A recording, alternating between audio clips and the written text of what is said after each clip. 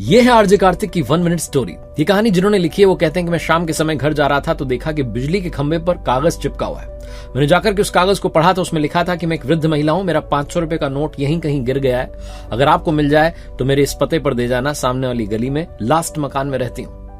मैंने वहां सच में ढूंढने की कोशिश की लेकिन कुछ नहीं मिला। फिर लगा कि एक बार जाकर के देखना चाहिए क्या सच में वहां कोई रहता है या किसी ने शरारत की।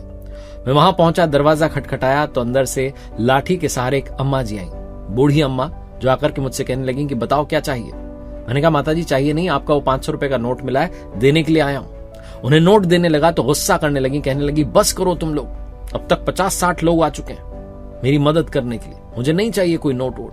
मैंने कहा माताजी सच में वहां नोट मिला है, आपको देने आया हूं। कहने लगी बेटा कहानियां मत सुनाओ, मेरा कोई नोट नहीं गिरा है, किसी ने मेरी मदद करने के इरादे से वहां वो कागज चिपका दिया है। अब तक 50-60 लोग आ गए और मदद करते चले गए, अब मुझे और मदद नहीं चाहिए।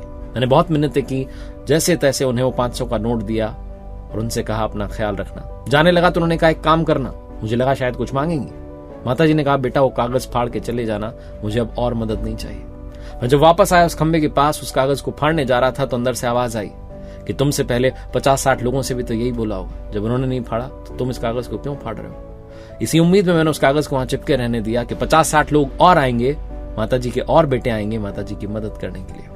बहुत छोटी सी कहानी है जो सिखाती है कि लाइफ में पुण्य कमाते चलिए, अच्छाइयां करते चलिए, दुआएं वापस अवश्य आती हैं।